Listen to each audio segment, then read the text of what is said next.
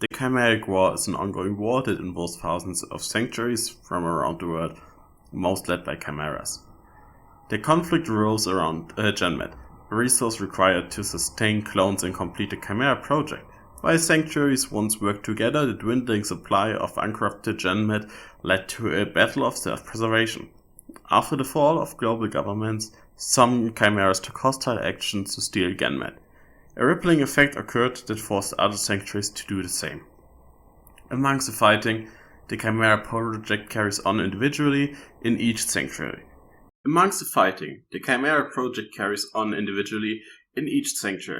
It's generally accepted that if a chimera develops full immunity to the chirogenic virus, they would be able to wield it like a weapon. Other chimeras would likely agree to whatever terms are offered in exchange for the final step in evolution. And the remnants of humanity would do the same for a vaccine developed from an immune chimera. Given the segmented research, it's also possible that extinction will overcome both humans and chimeras before the project can even be completed. Now there are some things we can still talk about here. For example, the chimeric war represents a classic case of the tragedy of the commons, where the depletion of a shared resource leads to the destruction of the entire community. This is shared by the GenMed as the resource, and we as humanity or the custodian try to get the GenMed to firstly survive, because we still need it, because we are also a clone. And secondly, it's so that we can develop the chimera further. And a society or community that is representative of here is the sanctuaries and how they split apart because of not enough resources for the project.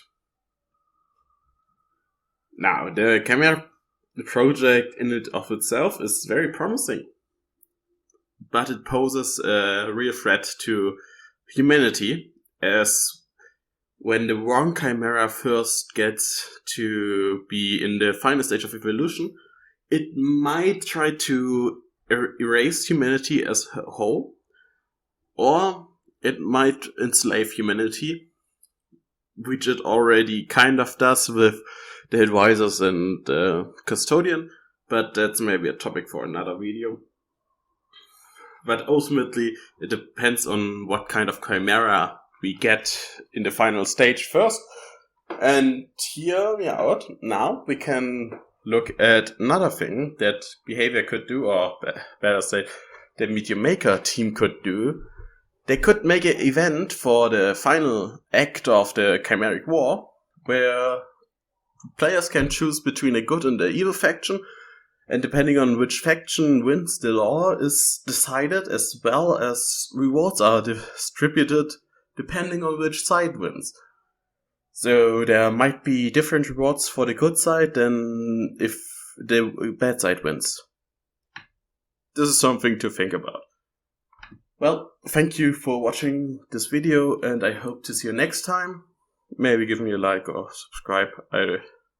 I don't know. Maybe. Thank you. Goodbye.